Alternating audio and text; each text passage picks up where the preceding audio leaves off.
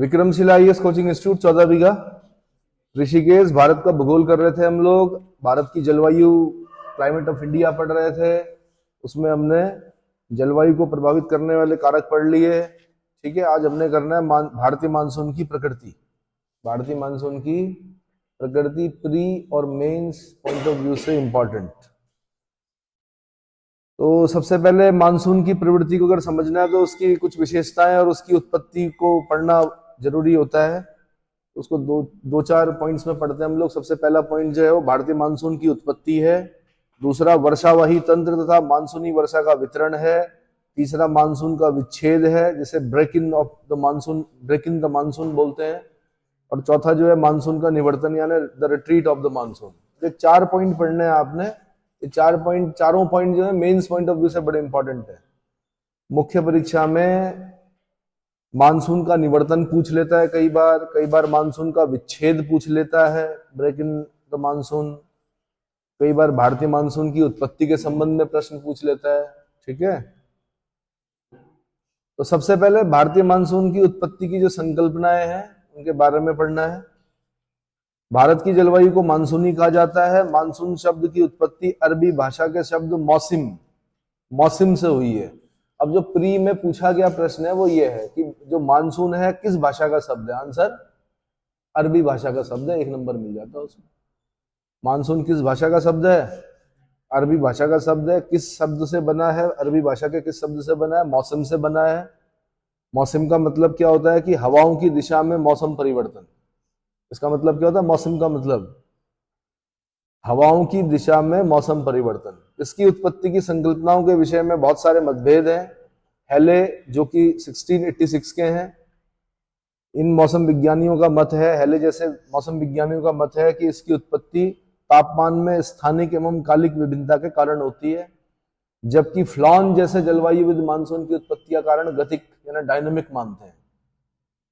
जब हमने भारतीय मानसून की उत्पत्ति की संकल्पनाएं पढ़नी है तो 2 तरह की संकल्पनाएं पढ़नी है हमने। एक तापीय संकल्पना यानी थर्मल कंसेप्ट, दूसरा गतिक संकल्पना यानी डायनामिक कंसेप्ट। ठीक है, तापीय संकल्पना के जो सबसे प्रबल पक्षधर हैं वो कौन है? उनका नाम है हेले। उनका नाम क्या है? हेले। तो जब भी आपसे क्वेश्चन पूछेगा, ऐसे ही बनते हैं क्वेश्चन कि मानसून की उत्पत्ति के संबंध में तापीय संकल्पना यानी थर्मल कंसेप्ट किसने दिया? आंसर होता है हेले। और अगर यही क्वेश्चन ऐसे पूछा कि भारतीय मानसून की उत्पत्ति के संबंध में गतिक संकल्पना यानी डायनामिक कंसेप्ट किसने दिया, तब आपने आंसर देना है क्या? फ्लॉन महोदय। कौन? याद रहेगा, तापीय संकल्पना हेले और गतिक संकल्पना किसकी? फ्लॉन महोदय की। क्लियर हो गया? तो ये अपने आप में प्री के क्वेश्चन है। प्री के 3 क्वेश्चन अभी तक मैंने बता दिया आपको। एक मैंने बता दिया मानसून किस भाषा का शब्द है, अरबी भाषा का शब्द। एक मैंने बता दिया तापीय संकल्पना यानी थर्मल कंसेप्ट किसका है? हेले का। और एक मैंने बता दिया आपको डायनामिक कंसेप्ट किसका, गतिक संकल्पना किसकी है? आंसर फ्लॉन महोदय की। ठीक है, तापीय संकल्पना को डिटेल करते हैं। तापीय संकल्पना क्या होती है, थर्मल कंसेप्ट क्या है? तो तापीय संकल्पना के प्रतिपादक 1686 में हेले थे, हेले महोदय। कौन? सम्मान के साथ हेले महोदय, जिनके अनुसार मानसून की उत्पत्ति एकमात्र पृथ्वी के असमान संगठन अर्थात स्थल तथा जल के असमान विन्यास और उसके गर्म और ठंडा होने के विरोधी स्वभावों के कारण होती है। थोड़ा सा एक कंसेप्ट मैंने बताया था आपको पहले कि जमीन जल्दी गर्म होती है, जल्दी ठंडी होती है। जमीन क्या होती है? जल्दी गर्म होती है, जल्दी ठंडी होती है। पानी देर में गर्म होता है, देर में ठंडा होता है। तो माना इस टेबल को जमीन मान लीजिए, इधर जो खाली जगह इसको पानी मान लीजिए। सूरज तो एक ही है ना? पृथ्वी का निकटतम तारा कौन है?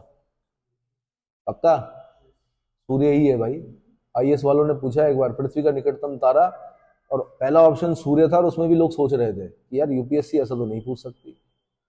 पृथ्वी का निकटतम तारा कौन है? सूरज। और सूरज एक ही है। सूरज ने दोनों जगह क्या किया? समान, तो भेदभाव नहीं करता ना। अपना जो इंसोलेशन है यानी समान वितरण किया, लेकिन इनकी प्रवृत्ति अलग अलग है। जमीन जल्दी गर्म हो गई तो जल्दी गर्म हो गई, तो जल्दी गर्म होने से क्या होगा? पहले जमीन गर्म होती है, फिर उसके कांटेक्ट में जो एयर होती है वो गर्म होती है, फिर वो कहाँ जाती है? ऊपर जाती है। जब वो ऊपर जाएगी तो क्या होगा? वहां पर लो प्रेशर बन जाएगा, एटमॉस्फेरिक प्रेशर। क्या वायुमंडलीय दाब क्या हो जाएगा वहां पर, कम हो जाएगा। और जो पानी है वो देर में गर्म हो रहा है।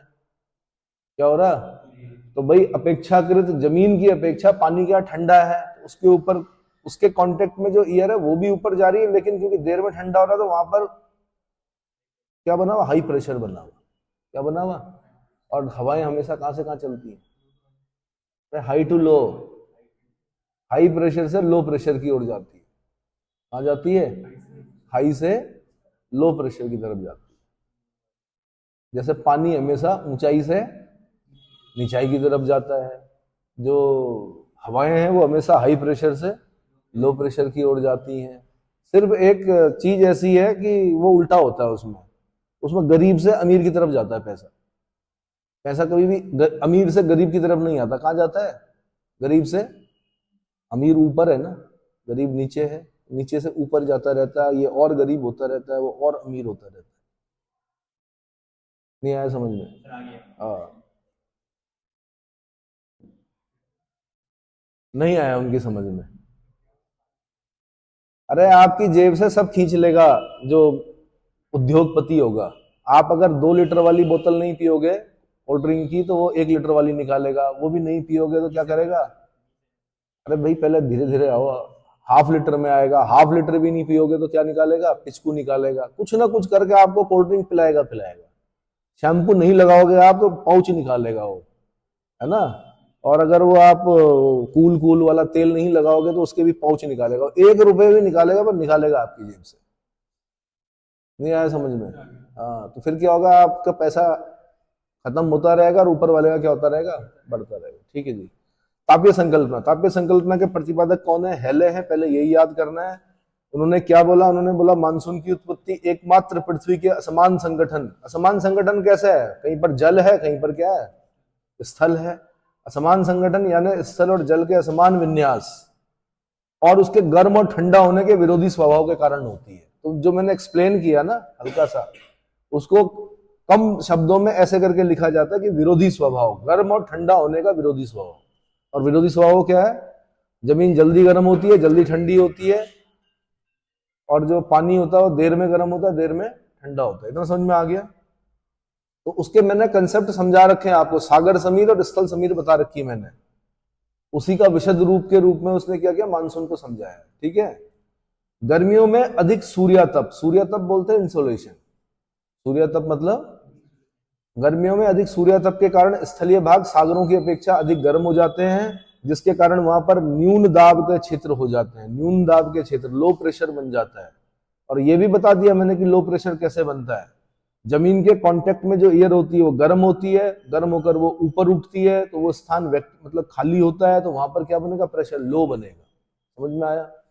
और जहां पर हाई बनता है वहां पर क्या है कि उतना नहीं वैक्यूम हो रहा है, तो क्या हो रहा है, वहां पर हाई प्रेशर बन रहा है, जहां पर ठंडा है। गर्मियों में अधिक सूर्यताप के कारण स्थलीय भाग सागरों की अपेक्षा अधिक गर्म हो जाने के कारण न्यून दाब के क्षेत्र हो जाते हैं, और सागरीय भागों में स्थल की ओर हवाएं चलने लगती हैं। तो हमेशा हवाएं कहां से कहां चलेंगी,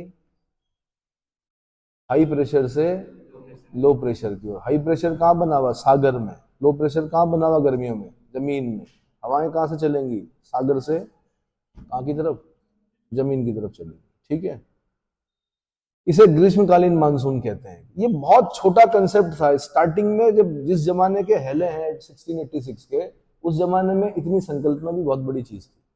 उसके बाद तो बहुत सारी चीजें आई कि भाई मानसून है क्या, क्यों आता है, उसका ट्रांसपोर्ट कैसे होता है, ये लौटता क्यों है ना। तो पता चला हमें कि इसके उसमें तो बहुत सारी चीजें इंपॉर्टेंट होती हैं। अल्नीनो इंपॉर्टेंट होता है, लानिना इंपॉर्टेंट होती है, ऊपर जो जेट स्ट्रीम चलती है वो इंपॉर्टेंट होती है। और अभी भी अध्ययन चल ही रहे हैं, अभी भी पूरा समझ नहीं पाए इसको।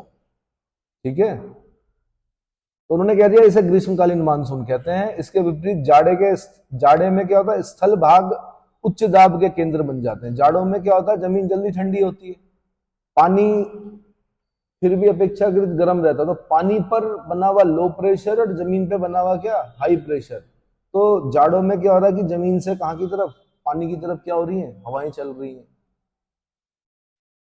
ठीक है जी। जाड़े में स्थल भाग उच्च दाब के केंद्र बन जाते हैं तथा सागरीय भाग न्यून दाब के क्षेत्र बन जाते हैं। परिणाम स्वरूप स्थल से जल की ओर हवाएं चलने लगती हैं, जिसे शीतकालीन मानसून, है ना। और भारत में उसे उत्तर पूर्वी मानसून कहते हैं। आज इसी कंसेप्ट को हम स्थल समीर और सागर समीर के रूप में पढ़ते हैं। किस रूप में? सी ब्रिज और लैंड ब्रिज। ठीक है, अब उसको मैं और एक्सप्लेन कर रहा हूं तो ग्रीष्मकालीन मानसून के बारे में बता रहा हूं। 21 मार्च के बाद सूर्य उत्तरायण होने लगता है। 21 मार्च के बाद उसको महसूस करो, 21 मार्च तक ठंड रहती है आपकी, सूर्य उत्तरायण हो रहा है, जिस कारण उत्तरी गोलार्ध में सूर्य सीधा चमकने लगता है, सर्वाधिक सौर ऊर्जा मिलने लगती है। 21 जून को सूर्य कर्क रेखा पर सीधा होता है। देखो, सूरज की किरणें 90 डिग्री का जो एंगल बनाती है ना, वो ट्रॉपिक ऑफ कैंसर से ऊपर नहीं बनाएंगी कभी भी। ट्रॉपिक ऑफ कैंसर से ट्रॉपिक ऑफ कैप्रिकॉर्न के बीच में ही सूरज की किरणें क्या बनती है? 90 डिग्री का एंगल बनाती है। बाकी सब जगह टेढ़ा जाता है। क्या जाता है? जब यहां पर होगा तो इवन नीचे की तरफ भी टेढ़ी जा रही होंगी, वो ऊपर तो जा ही रही होंगी टेढ़ी, तिरछी जा रही होंगी। टेढ़ी मतलब तिरछी। 21 जून को सूर्य कर्क रेखा पर चमक रहा है। कर्क रेखा पर चमकने से क्या होगा? अत्यधिक तापमान के कारण एशिया पर न्यून वायुदाब बन जाता है। ये समझ में आ गया न्यून वायुदाब क्यों बना? जमीन ज्यादा गर्म होगी, हवा गर्म होगी उसके कांटेक्ट में, वो ऊपर उठेगी, लो प्रेशर बनेगा वहां पर। क्या बनेगा? तो न्यून वायुदाब बन जाता है। इसके विपरीत दक्षिणी गोलार्ध में शीतकाल के कारण, दक्षिणी गोलार्ध में शीतकाल के कारण दक्षिणी हिंद महासागर तथा उत्तरी पश्चिमी ऑस्ट्रेलिया के पास उच्च दाब विकसित हो जाता है। दक्षिणी हिंद महासागर तथा उत्तरी पश्चिमी ऑस्ट्रेलिया के पास उच्च दाब विकसित हो जाता है। इसी तरह जापान के दक्षिण में प्रशांत महासागर में उच्च दाब बन जाता है। उच्च दाब वाले क्षेत्रों से अर्थात महासागरीय भागों से निम्न दाब वाले स्थलीय भागों की ओर हवाएं चलने लगती हैं। सागरों के ऊपर से आने के कारण नमी से लदी ये हवाएं पर्याप्त वृष्टि प्रदान करती हैं। जब निम्न दाब क्षेत्र अधिक सक्रिय हो जाते हैं तो दक्षिण पूर्वी व्यापारिक हवाएं भी भूमध्य रेखा को पार करके, फेरल के नियमानुसार भूमध्य रेखा पार करके मानसून हवाओं में मिल जाती है। इसे ही दक्षिण पश्चिम मानसून कहते हैं। इसको ग्लोब में समझो। देखो, ये रहा भारत हमारा प्यारा वाला, दिख रहा है? ट्रॉपिक ऑफ कैंसर 8 राज्यों से होकर जा रही है। 21 जून को यहां भयंकर गर्मी हो गई। क्या हो गई? ये क्षेत्र जो बन गया न्यून वायुदाब का क्षेत्र बन गया। क्या बन गया? ये वाला क्षेत्र जो है ये लो प्रेशर का, हाई प्रेशर का क्षेत्र बना हुआ। कौन सा? हाई प्रेशर का क्षेत्र बना हुआ। अब इतनी कहानी नहीं है, एक और कहानी समझनी पड़ेगी कि जब हम ग्लोब पर कौन सी प्रचलित पवनें पढ़ते हैं तो हम ये देखते हैं कि ट्रेड विंड्स ऐसे आती हैं, ऐसे आती हैं ट्रेड विंड्स। एक डायग्राम बता रखा है मैंने। ट्रेड विंड्स का डायग्राम ये है व्यापारिक पवनों का, यानी 30 से 35 डिग्री लैटिट्यूड के बीच से चलती हैं वो, और 5 से 5 यानी डोल्ड्रम वाले क्षेत्र की तरफ चलती हैं। यहाँ पर ITCZ होता है, इंटर ट्रॉपिकल कन्वर्जेंस जोन होता है। अब ये ऐसे चल रही है और ये ऐसे चल रही है। वैसे तो यहीं पर होता है अभिसरण, लेकिन मैंने कहा ये वाली जो बेल्ट है ITCZ, inter tropical convergence zone वाली जो बेल्ट है, वो सूर्य के उत्तरायण और दक्षिणायन होने पर खिसकती है। क्या होती है? खिसकती है। अब क्या हुआ कि जब सूर्य 21 जून को इस तरफ को आया, ट्रॉपिक ऑफ कैंसर की तरफ आया, तो ITCZ वाली बेल्ट भी क्या हो गई? ऊपर खिसक गई। तो पहले तो यहां पे मिल रहे थे दोनों हवाएं, अब क्या हो रहा कि अब वो दोनों हवाएं कहां होंगी? ऐसे में मिलेंगी। कैसे? इधर को।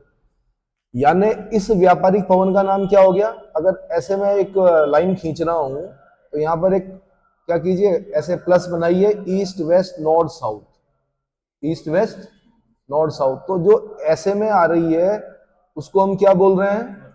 North east trade winds. क्या बोल रहे हैं? और इधर वाली ट्रेड विंड जो है, इधर वाली, इस पे भी एक प्लस बनाओ, ईस्ट वेस्ट नॉर्थ साउथ, इसको क्या बोल रहे हैं हम? South east trade winds. क्या बोल रहे हैं? तो ये साउथ ईस्ट ट्रेड विंड, मैंने कहा ITCZ वाली पेटी पहले यहां पे थी, अब यहां पर आ गई। पहले यहां पर मिल रही थी दोनों, ऐसे 2-3 ऐसे मिल रहे थे। अब क्या हो गया? यहाँ ITCZ यहां चला गया, तो इसने इसको पार कर दिया, किसको? 0 डिग्री इक्वेटर को।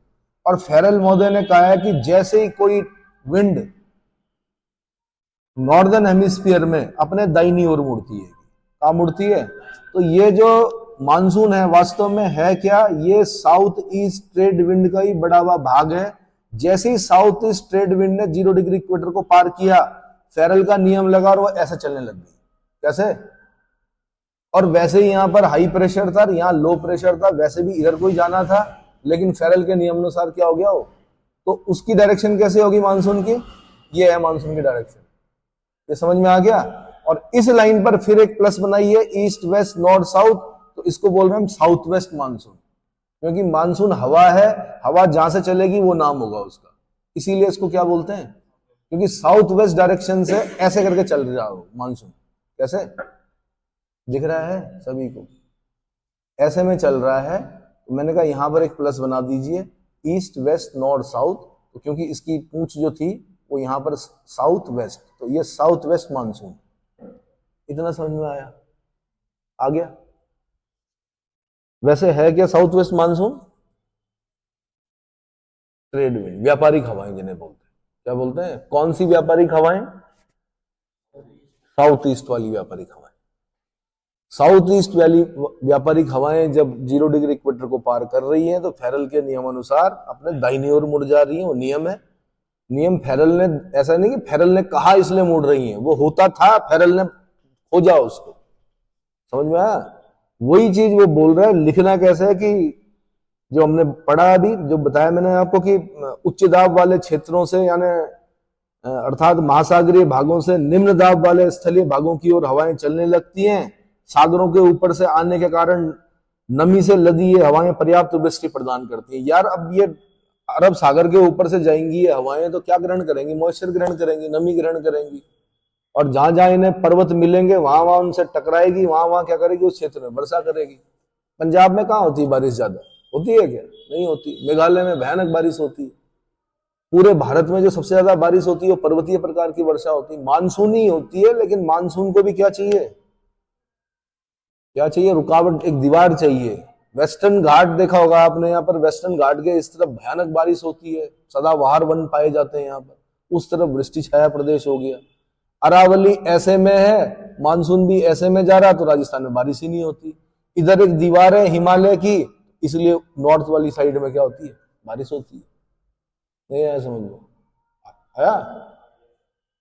और अगर हिमालय ना होता तो मानसूनी हवाएं पूरा पार कर जाती, उधर चली जाती। फिर टकला माकन डेजर्ट ना होता, तारिम बेसिन भी बढ़िया होता, बाढ़ आती वहां। मंगोलिया, क्या पता मंगोलिया तक भी पहुंच जाता हूं मानसून। नहीं आया समझ में? क्या करें? हटा दें हिमालय को? जिस तरह से निर्माण कार्य चल रहे हैं, जिस तरह से मैं देख रहा हूं, तो मुझे तो ऐसे ही लग रहा है कि जल्दी लोग क्या कर देंगे। संभव नहीं है इतना, है ना?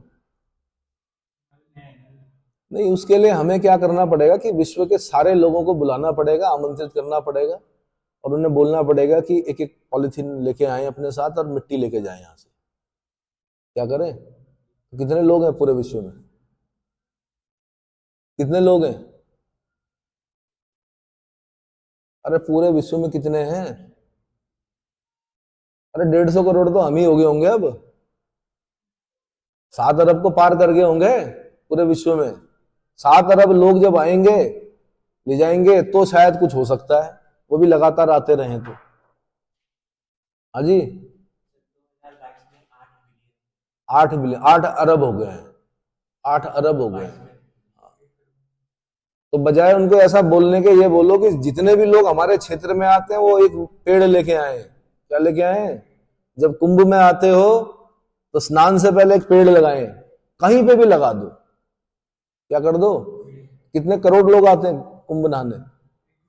1 करोड़ तो आते ही होंगे। 1 करोड़ लोगों को बोल दो भैया ये जरूरी है, तभी आपको सदगति मिलेगी, नहीं तो नहीं मिलेगी। 1 करोड़ लोग आएंगे, कुछ भी लगा दो तुम, बबूल लगा दो तुम, नीम लगा दो तुम, पर कहीं ना कहीं पे लगाना है।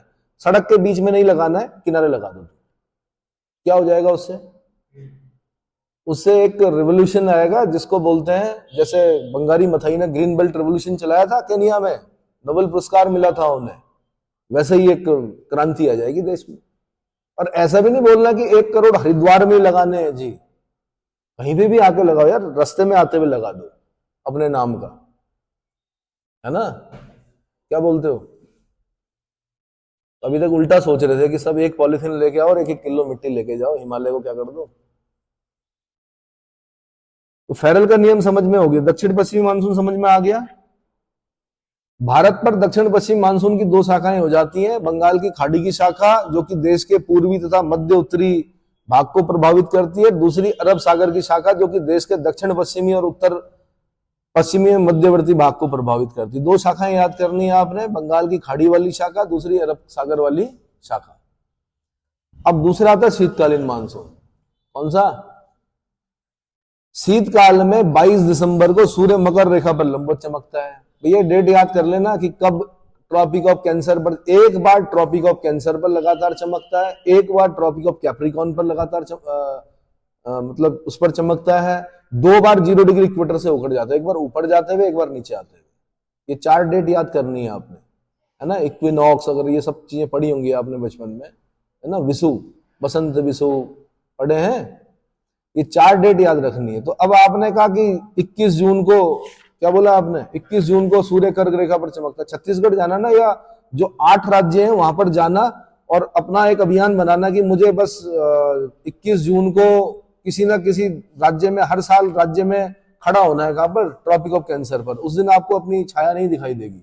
आपकी छाया कहां होगी? बिल्कुल पैर के जूतों के नीचे होगी, लगेगी नहीं छाया, क्योंकि 90 डिग्री का एंगल बना रहा है कौन? सूरज। समझ में आया?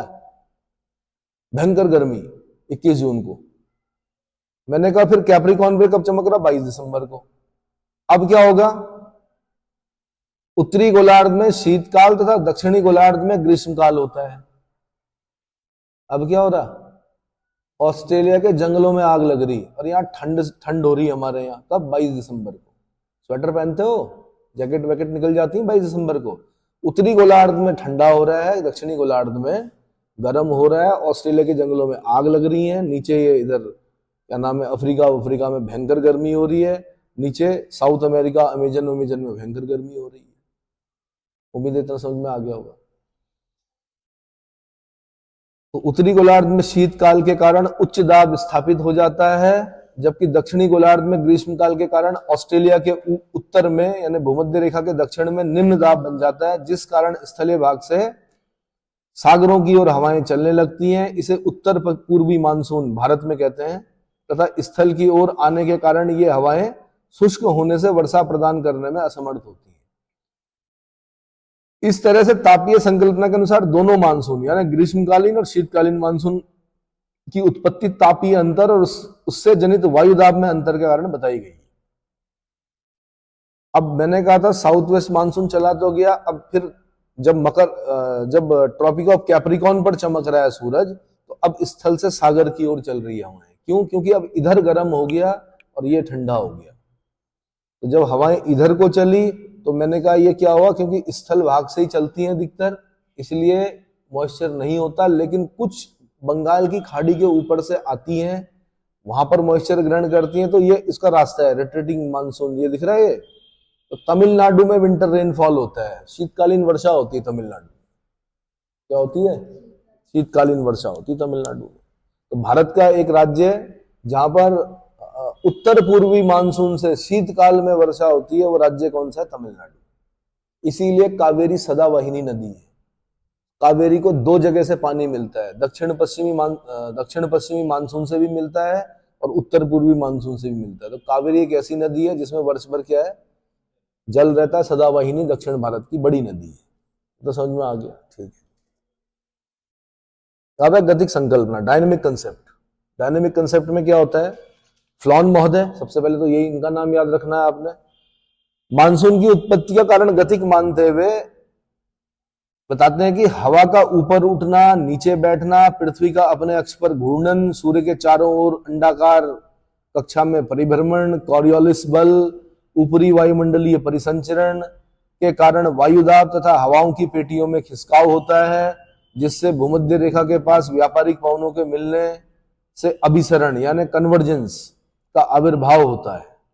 इसे अंता उष्णकटिबंधीय अभिसरण क्षेत्र यानी inter tropical convergence zone ITCZ कहते हैं। क्या कहते हैं?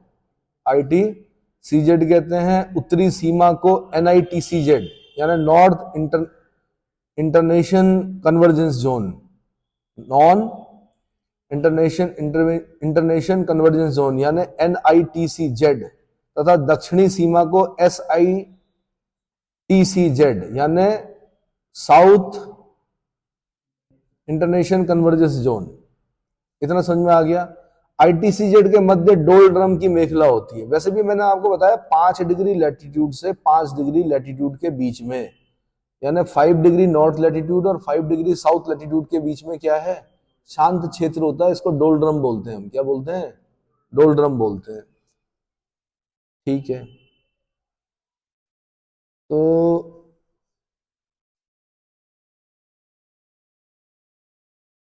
ITCZ के मध्य डोलड्रम की मेखला होती है जिसमें विषुवत रेखीय पछुआ हवाएं चलती हैं। विषुवत रेखीय पछुआ हवाएं चलती हैं। ये हवाएं उत्तर पूर्वी तथा दक्षिण पूर्वी व्यापारिक पवनों के मिलने से उत्पन्न होती हैं। सूर्य के उत्तरायण स्थिति के समय NITZ खिसककर 30 डिग्री उत्तरी अक्षांश तक विस्तृत हो जाती है, जिसके अंतर्गत दक्षिण एवं दक्षिण पूर्वी एशिया आ जाता है। इन भागों पर डोलड्रम की विषुवत रेखीय पछुआ हवाएं स्थापित हो जाती हैं, जो गर्मी की दक्षिण पश्चिमी मानसून हवाएं होती हैं। इसे NITC के साथ अनेक वायुमंडलीय तूफानों चक्रवातों के आविर्भाव हो जाता है, जो कि दक्षिण पश्चिमी मानसून की विशेषताओं को प्रदर्शित करता है। जाड़े के मौसम में दक्षिणी गोलार्ध में स्थित निम्न दाब के कारण उत्पन्न नहीं होती हैं। वास्तव में वायु की मेखलाओं के दक्षिण की ओर खिसकने से उत्तर पूर्वी व्यापारिक हवाओं की पुनर्स्थापना हो जाती है। सूर्य के दक्षिणायन होने पर दक्षिण पूर्वी एशिया के NITCZ हट जाती है और उस पर उत्तर पूर्वी व्यापारिक हवाओं का स्वाभाविक विस्तार हो जाता है। यही जाड़े की मानसून हवाएं होती हैं। कुल मिला के फ्लॉन महोदय वही समझा रहे हैं जो अभी थोड़ी देर पहले मैंने आपको ग्लोब पर समझाया। देखो, जब तो इक्वेटर पर है सूरज 90 डिग्री एंगल, तब तो यहीं पर है ITCZ। क्या है? ITCZ यहां पर है। जब सूर्य उत्तरायण हो गया यानी ट्रॉपिक ऑफ कैंसर की तरफ चल गया, तो जो ITCZ है वो खिसक कर बेल्ट कहां चली गई? इधर चली गई। पहले क्या हो रहा था? व्यापारिक हवाएं ऐसे मिल रही थी। कैसे? ऐसे।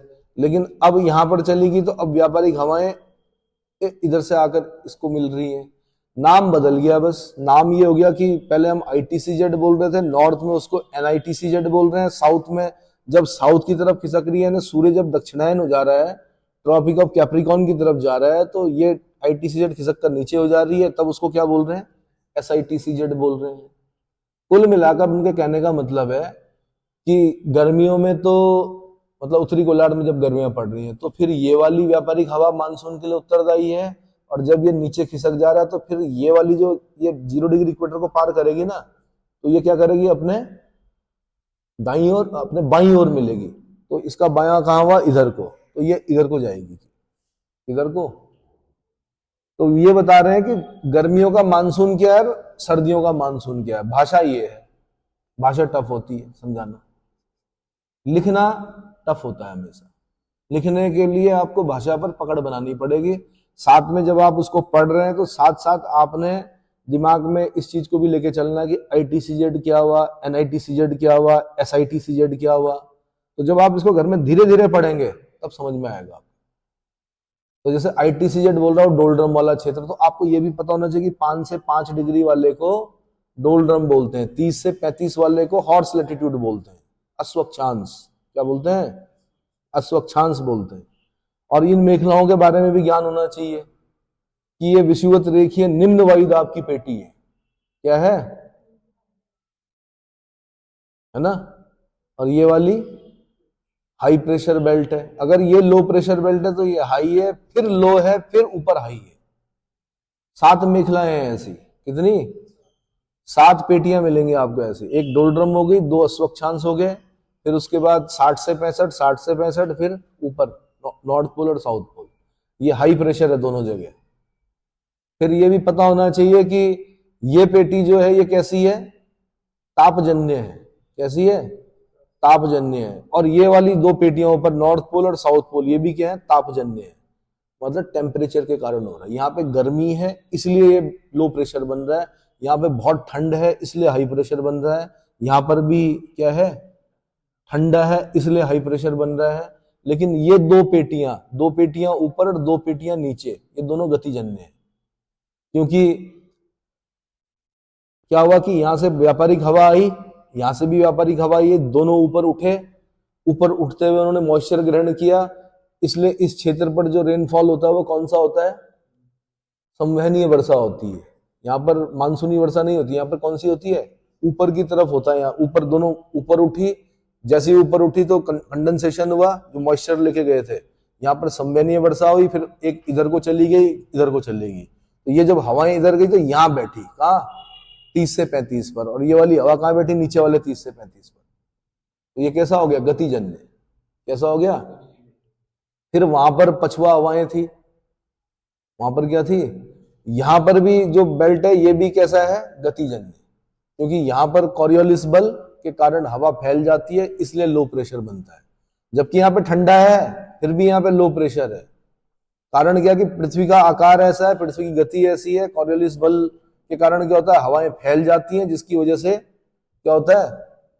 लो प्रेशर बन जाता है। यहाँ पर समझ में आ गया? तो low pressure, high pressure, low pressure, high pressure, low pressure, फिर दोबारा हाई प्रेशर, फिर लो प्रेशर, फिर हाई प्रेशर। बेल्ट, पेटियां हैं। समझ में आ गया? डायग्राम में दिखा रखा, देखो। न्यून भार लिखा होगा, न्यून भार का मतलब होता है लो प्रेशर। उच्च वायु भार जहां पर लिखा होगा वहां पर इसका मतलब हो गया हाई प्रेशर। बीच में देख रहे होंगे निम्न भार, निम्न भार मतलब लो प्रेशर बेल्ट। विषुवत रेखीय निम्न वायुदाब की पेटी बोलते हैं इसको। क्या बोलते हैं? विषुवत रेखीय निम्न वायुदाब की पेटी। नवीन शोधों के आधार पर भारतीय मानसून की उत्पत्ति तथा क्रियाविधि यानी मैकेनिज्म के संबंध में बहुत सारी बातें की गई हैं। जैसे एशिया के बृहद स्थलीय भाग तथा हिंद महासागर के जलीय भाग के ऊष्मन यानी हीटिंग एवं शीतलन यानी कूलिंग में विभिन्नता, एक कारण तो ये बताया गया। दूसरा, परिध्रुवीय भंवर यानी सर्कम पोलर विंड्स के बारे में बताया गया है। तीसरा, क्षोभ मंडल में, क्षोभ मंडल को इंग्लिश में क्या बोलते हैं? ट्रोपोस्फियर में, ट्रोपोस्फियर में जेट स्ट्रीम का संचरण तथा उसकी स्थिति, जेट स्ट्रीम का संचरण तथा उसकी स्थिति। और चौथी चीज बताई गई है हिमालय तथा तिब्बत पठार का अवरोध यानी मैकेनिकल बैरियर के रूप में, या उच्च तलीय ऊष्मा के स्रोत यानी सर्कम पोलर वर्ल के रूप में भूमिका। ये नए अध्ययन है, ये जो अभी तक हमने पढ़ा ये सब गतिक संकल्पना, तापीय संकल्पना, ये सब पुरानी चीजें हैं। नई संकल्पनाएं हमें क्या बताती हैं? ये 4 चीजें बताती हैं, जिसमें आपके एशिया के बृहद स्थलीय भाग तथा हिंद महासागर के जलीय भाग के हीटिंग यानी ऊष्मन एवं शीतलन यानी कूलिंग में विभिन्नता। दूसरा, परिध्रुवीय भंवर यानी सर्कम पोलर विंड्स। तीसरा, क्षोभ मंडल में जेट स्ट्रीम का संचरण और उसकी स्थिति। ये सब कारण जिम्मेदार हैं किसके लिए? मानसून के लिए। और जैसे जैसे अध्ययन होते जा रहे हैं मानसून को समझना या लिखना और कठिन होता जा रहा है। पहले तो बहुत आसान था, फ्लॉन महोदय की लिख दी, बस हो गया जी, क्या गतिक संकल्पना हो गया। और क्या हेले महोदय की तापीय संकल्पना लिख दी। समझ में आ रहा है? एक चीज और बताया उन्होंने, 5वीं चीज जो जिम्मेदार है भारतीय मानसून के लिए वो है अल नीनो और दक्षिणी दोलन। अल नीनो और दक्षिणी दोलन, इनसो बोलते हैं उसको, INSO, El Nino and southern oscillation, परिघटना का प्रभाव, परिघटना का प्रभाव। ठीक है?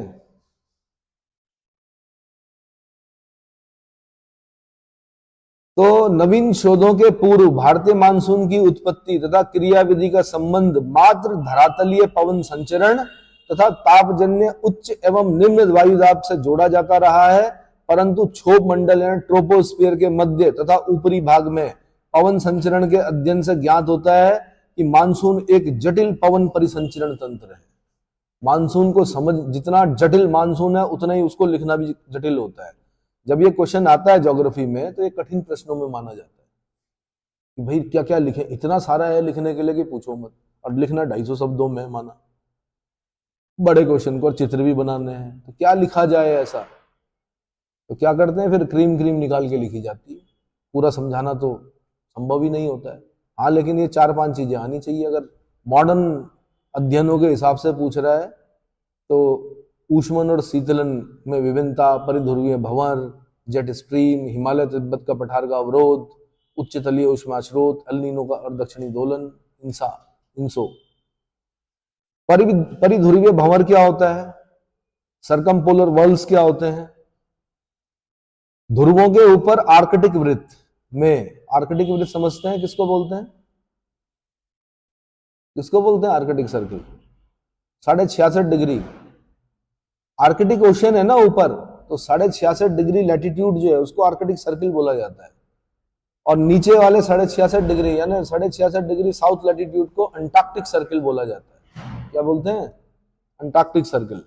तो ध्रुवों के ऊपर आर्कटिक वृत्त में धरातल पर वायु के ऊपर से नीचे उतरने तथा बैठने के कारण उच्च वायु दाब बनता है, जबकि ऊपर यानी क्षोभ मंडल में इस धरातलीय उच्च वायु दाब के ऊपर उच्च तलीय निम्न वायु दाब बनता है। इस प्रकार ध्रुवों के ऊपर उच्च तलीय परिध्रुवीय भंवर यानी सरकमपोलर वर्ल्ड का निर्माण होता है, जिस कारण चक्रवातीय क्रम में हवाएं चक्राकार रूप में प्रवाहित होती हैं। अब मैंने कहा फिर वही जो बेल्ट मैंने समझाई आपको, कौन सी बेल्ट? अरे यही विषुवत रेखीय निम्न वायु दाब की पेटी, फिर मैंने बोला उच्च वायु दाब की पेटी, फिर मैंने बोला क्या निम्न वायु दाब की पेटी, फिर उच्च वायु दाब की पेटी। तो यहां पर क्या होता है? यहां पर उच्च वायु दाब की पेटी से इस ये एक बेल्ट है ना यहां पर, ये वाली, हाँ जी, सब पोलर लो प्रेशर बेल्ट पर बात कर रहा हूं मैं अभी। सब पोलर लो प्रेशर बेल्ट पर क्या होता है कि पोल्स से हवाएं चल रही हैं, ध्रुवीय हवाएं, और इधर से वेस्टर्ली चल रही हैं। नहीं आया समझ में? ऐसे बनता है, ऐसे बनता है, फिर ऐसे बनता है, फिर ऐसे बनता है, ऐसे,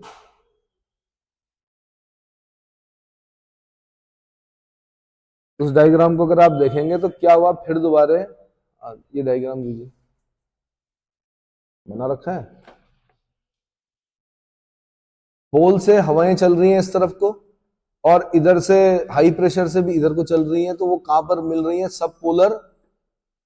सब पोलर यानी उपध्रुवीय निम्न वायुदाब की पेटी पर मिल रही हैं। अब ये जब दोनों मिल रही हैं तो दोनों मिली ऐसे, दोनों ऊपर उठी, क्या हुई?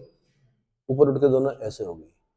तो एक इधर बैठी, एक इधर बैठी, इधर बैठी, तो ये ऐसा चल रहा है प्रोसेस। ये समझ में आ रहा है भाई? इधर को आ रहा है ना ऐसे, और फिर ऊपर उठ के फिर इधर, और ये वाला ऐसे में जा रहा है और फिर ऊपर उठ के ऐसे। इसको डायग्राम में साइड में दिखा देते हैं हम। साइड में देखिए वो बना रखा होगा, तीरों से दिखा रखा होगा कि चल क्या रहा है, परिध्रुवीय भंवर कैसे बन रहा है। न्यून भार जहां पे लिखा हुआ ना ऊपर,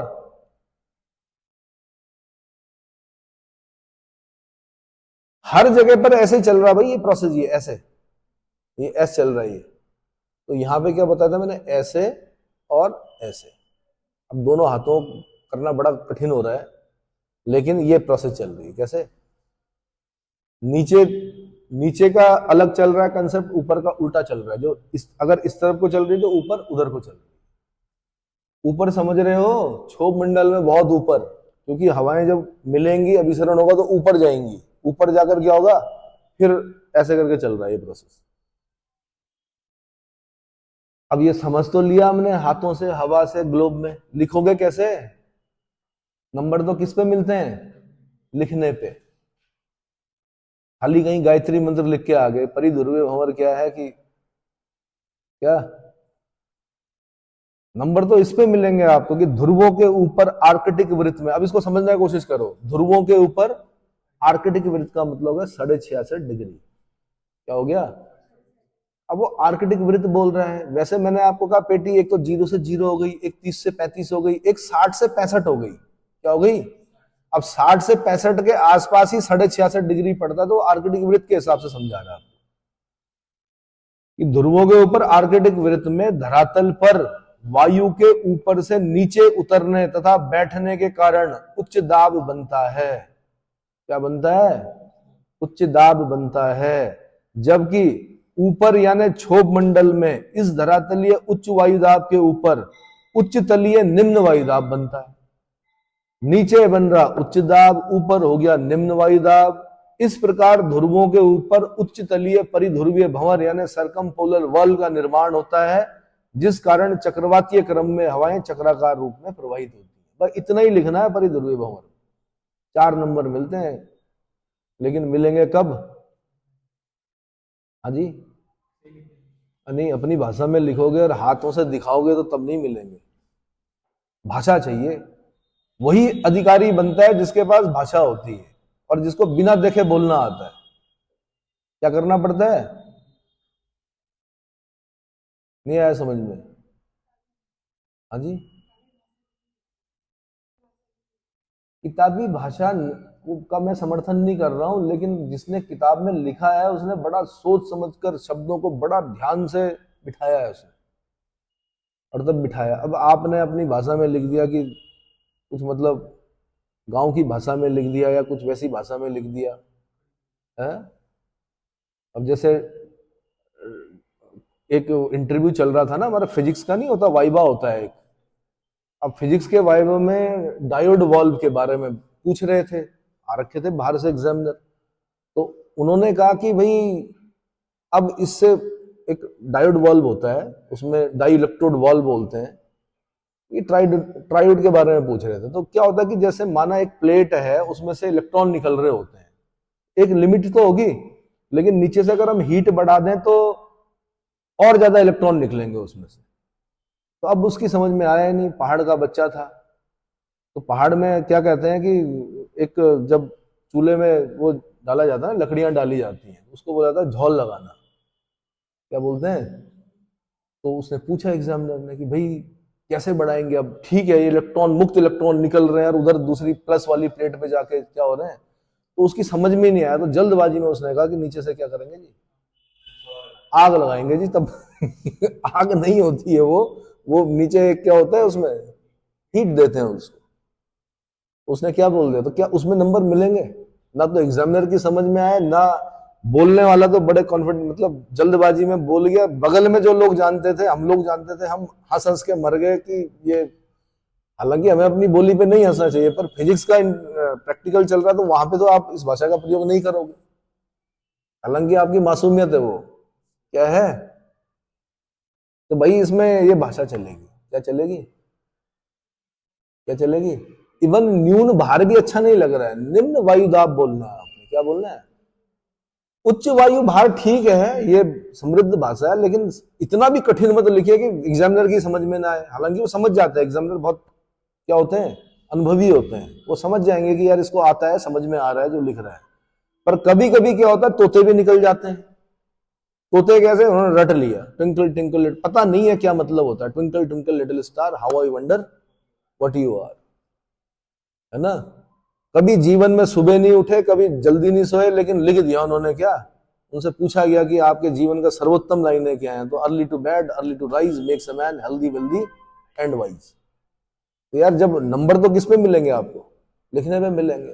तो इस चीज को समझ जाइए। इस चीज को बच्चे क्या मृग तृष्णा में भटक रहे हैं, कभी इधर कभी उधर, कोई दिल्ली जा रहा, कोई दिल्ली वाले अगर मुखर्जी नगर से नोएडा जा रहे तो वो नोएडा ही जा रहे। अरे भैया मेन चीज है क्या, आपको किस पर पकड़ होनी चाहिए? भाषा पर। आपको ये पता होना चाहिए सिलेबस क्या है, पढ़ना क्या है, कितना याद करना है, बस। ठीक है। और आप मेरे से अगर पूछेंगे कि याद करने का कितना बड़ा योगदान है बड़ा अधिकारी बनने में, तो 100% योगदान है। कितना? अगर आप याद नहीं कर सकते तो आप गलत फील्ड में हो। इसमें क्योंकि 3 ही घंटे मिलेंगे तय करने में। आपने 10 साल तैयारी की हो, लेकिन मिलेंगे 3 ही घंटे। उन 3 घंटों में सोचने का समय नहीं होता है। पहले से अगर आपने आंसर तैयार कर रखे हैं, याद हैं, तो ही आप क्या कर सकते हैं। हाँ, इतना जरूर हो जाता है कि आपके माना जितने भी आपने क्वेश्चन अटेम्प्ट किए, उसमें बीच में 1-2 क्वेश्चन ऐसे थे जो आपको ढंग से नहीं आते थे, उसमें आपने अपनी भाषा का प्रयोग किया। इतना एग्जामिनर भी जानता है कि पेपर देने वाला भी क्या है, मनुष्य है। तो लेकिन आपके हर प्रश्न से वो प्रसन्न होते हुए चल रहा है, बड़े अच्छे नंबर देते हुए चल रहा है, बीच में आपने क्या कर दिया, हौच पौच सा कर दिया, तो वहां पर भी उसका हृदय जो होता है वो क्या होता है, थोड़ा सा द्रवित हो जाता है। वो कहता है कि यार शायद समय नहीं रहा होगा इसलिए बच्चा ढंग से नहीं लिख पाया, फिर भी अच्छे नंबर डालता हूं। ये पता है, इसको मूल्यांकन बोलते हैं। और इसको लेकर आप हाई कोर्ट जाओ, सुप्रीम कोर्ट जाओ, वो फेंक देते हैं उसको, वो कहते हैं मूल्यांकन पर हम कुछ नहीं कर सकते। टीचर ने कॉपी चेक की है, वो एक्सपर्ट है इस चीज का, उसने अगर नंबर दिए हैं तो दिए, नहीं दिए तो नहीं दिए। हम लोगों ने तो देखा ना, आरटीआई से कॉपी निकाली है। मनरेगा पर मैंने बहुत अच्छा लिखा, वो 10 पॉइंट जो लिखे जाने चाहिए थे वो मैंने लिखे, लेकिन उसको नहीं आए पसंद, उसने नहीं दिए, उसने कम नंबर दिए। दूसरे ने खाली 6 पॉइंट लिखे, उसको और थोड़ा सजा कर लिख दिया, उसको बहुत अच्छे नंबर दिए। तो इस चीज के लिए तो हम आयोग से भी बात कर चुके हैं कि आप सबसे पहले ये तय कीजिए कि जब आप क्वेश्चन पूछ रहे हैं तो उसमें कितने पॉइंट होने चाहिए। जैसे माना मैं इनके बारे में पूछ रहा हूं, तो इनके बारे में कितनी चीजें बतानी है, तो इनके बारे में ये बताने कि सबसे पहले इनका नाम क्या है, इनके माता पिता का नाम क्या है, इनका मूल निवास स्थान कहाँ है, कहाँ रहते हैं, इनकी शिक्षा दीक्षा कहाँ से हुई, यही तो, इनका परसेंटेज कितना रहा है, 10वीं में कितना, 12वीं में कितना, ग्रेजुएशन में कितना, यानी पढ़ने में कैसे रहे हैं अब तक।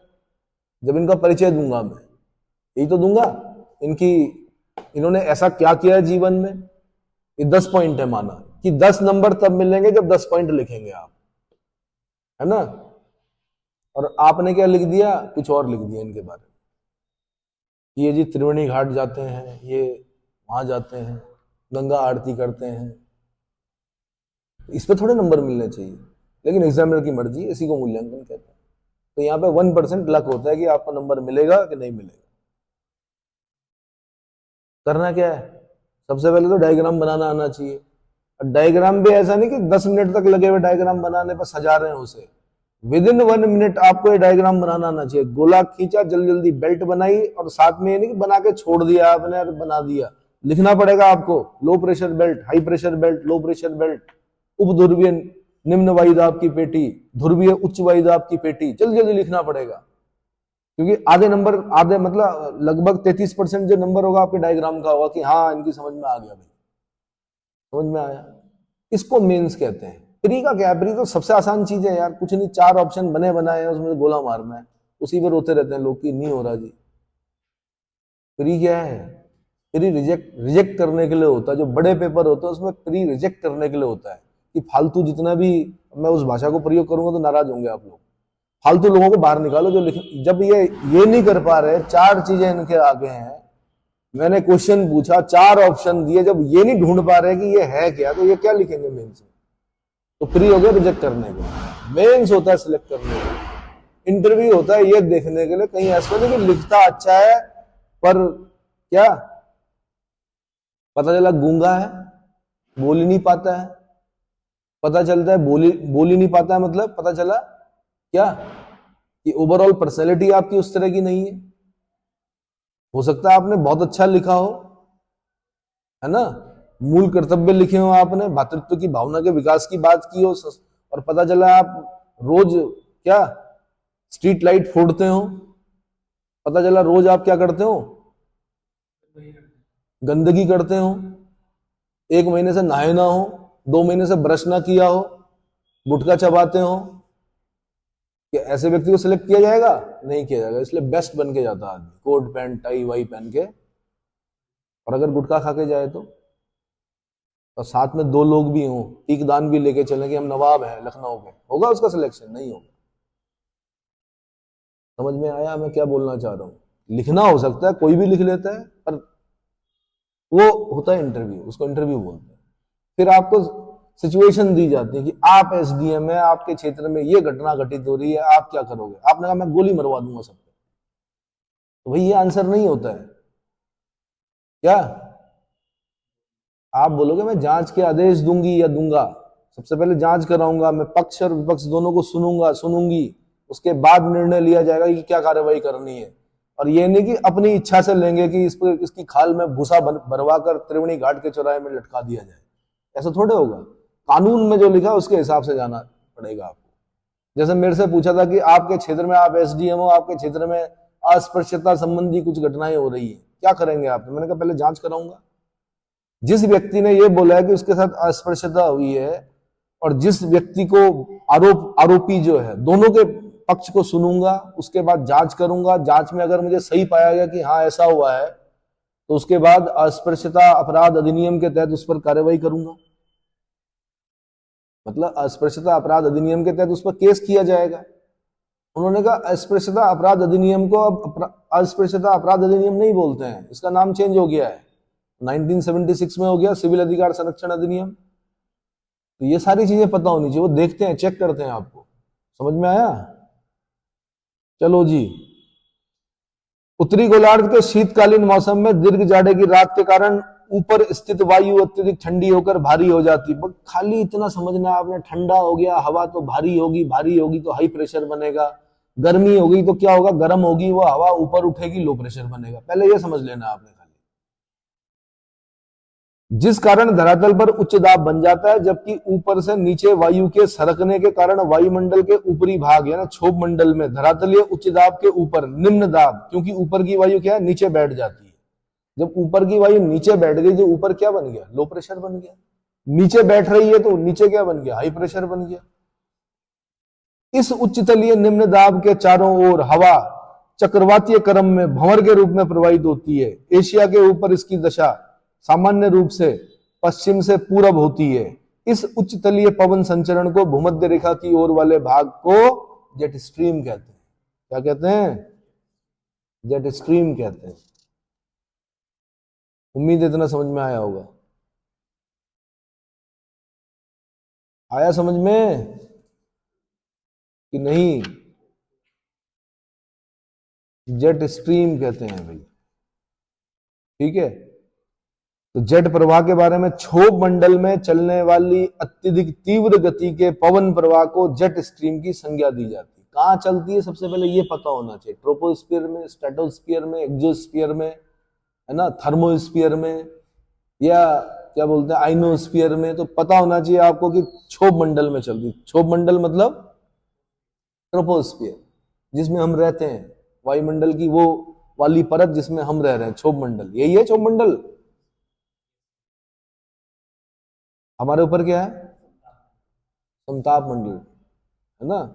तो क्षोभ मंडल में चलने वाली अत्यधिक तीव्र गति के पवन प्रवाह को जेट स्ट्रीम की संज्ञा दी जाती है। ये वायु धाराएं लगभग 150 किलोमीटर चौड़ी तथा 2 से 3 किलोमीटर मोटी संक्रमण पेटी में प्रवाहित होती है। इनकी सामान्य गति 150 से 200 किलोमीटर प्रति घंटा होती है, किंतु कोर में इनकी गति 320 किलोमीटर से 480 किलोमीटर प्रति घंटे तक पाई जाती है। कितना? 480 किलोमीटर प्रति घंटे तक पाई जाती है। सामान्यतः जेट वायु धाराएं उत्तरी गोलार्ध में ही पाई जाती हैं। दक्षिणी गोलार्ध में यह मुख्यतः 60 डिग्री दक्षिणी अक्षांश से ध्रुव की ओर प्रवाहित होती है। इन जेट धाराओं की उत्पत्ति का संबंध भूमध्य रेखा से ध्रुवों के और तापमान प्रवणता और ध्रुवों के धरातलीय भाग पर उच्च दाब एवं उसके ऊपर क्षोभ मंडल में निम्न दाब के कारण जनित परिध्रुवीय भंवर। अब ये जो हमने अभी सरकम पोलर वर्ल्ड पढ़ा ना, उसका फायदा मिलेगा हमें जेट स्ट्रीम को समझने में कि जेट स्ट्रीम चल क्यों रही है। तो जेट स्ट्रीम को चलने का कारण क्या बोल रहा है कि जेट धाराओं की उत्पत्ति का संबंध भूमध्य रेखा से, कहां से, ध्रुवों की ओर तापमान प्रवणता, टेम्परेचर ग्रेडियंट, तापमान प्रवणता मतलब टेम्परेचर ग्रेडियंट, तथा ध्रुवों के धरातलीय भाग पर उच्च दाब और उसके ऊपर क्षोभ मंडल में निम्न दाब के कारण जनित परिध्रुवीय भंवर यानी सरकमपोलर वर्ल से है। ये 4 प्रकार की होती हैं: ध्रुवीय जटवायु धाराएं, ध्रुवीय वाताग्री जटवायु धाराएं, उपोष्ण कटिबंधीय पछुआ जेट और उष्ण कटिबंधीय पूर्वा जेट। ये जो फिजिकल ज्योग्राफी मैंने पढ़ाया ना, उसमें मैंने पूरा चैप्टर पढ़ा रखा है, बता रखा है। उसी का शॉर्ट में इतना ही बता सकते हैं, शॉर्ट में इतना समझ में आ गया।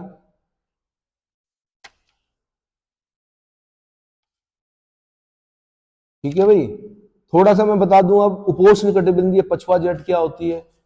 इस वायु प्रवाह की स्थिति धरातलीय उपोष्ण कटिबंधीय उच्च वायुदाब की पेटी के उत्तर ऊपरी क्षोभ मंडल यानी 10 से 14 किलोमीटर में होती है, अर्थात 20 डिग्री से 35 डिग्री अक्षांश के ऊपर।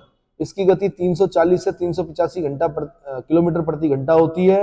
इनकी उत्पत्ति का मुख्य कारण विषुवत रेखीय क्षेत्र में संवहन क्रिया के कारण उठी हुई हवाओं के क्षोभ का सीमा की पेटी में उत्तर पूर्वी प्रवाह है। भारत में दिसंबर से फरवरी के मध्य पश्चिमी विक्षोभ लाने के लिए यही जेट पवनें जिम्मेदार होती हैं। वेस्टर्ली डिस्टर्बेंस, पश्चिमी विक्षोभ भूमध्य रेखा से भूमध्य सागर से शुरू होता है, कैस्पियन सी से होते हुए उत्तर भारत में आता है, बारिश करता है जाड़ों में। जाड़ों में हमारे यहाँ बारिश क्यों होती है? पश्चिमी विक्षोभ के कारण होती है। किसके कारण? और वो पश्चिमी विक्षोभ लाने के लिए कौन उत्तरदायी है? आंसर उपोष्ण कटिबंधीय पछुआ जेट इंपॉर्टेंट है। कौन इंपॉर्टेंट है? ऐसे ही उष्ण कटिबंधीय पूर्वा जेट, ये क्या होती है? इस जेट की दिशा उत्तर पूर्वी से दक्षिण पश्चिमी होती है। यह केवल उत्तरी गोलार्ध में 8 डिग्री नॉर्थ से 35 डिग्री नॉर्थ ग्रीष्म काल में भारत तथा अफ्रीका के ऊपर 14 से 16 किलोमीटर होती है। भारतीय मानसून की उत्पत्ति के लिए यही जेट पवन उत्तरदायी होती है। प्री में खाली इतना ही पूछता है वो कि भारतीय मानसून की उत्पत्ति के लिए कौन सी जेट पवन उत्तरदायी होती है? आंसर उष्ण कटिबंधीय पूर्वा जेट। पश्चिमी विक्षोभ के लिए कौन सी जिम्मेदार होती है? उपोष्ण कटिबंधीय पछुआ जेट। बस इतना ही पढ़ना है आपने। पूर्वा जेट हो गई मानसून, पछुआ जेट हो गई पश्चिमी विक्षोभ।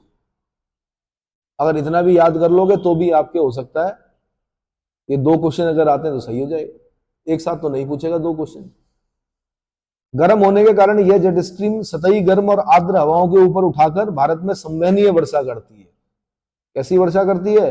संवहनीय वर्षा। संवहनीय वर्षा को क्या बोलते हैं? Conventional rainfall. इस प्रकार भारत में मानसून का प्रस्फोट हो जाता है। तो भारत में मानसून के प्रस्फोट के कारण उष्ण कटिबंधीय पूर्वा जेट है। इतना क्लियर हो गया?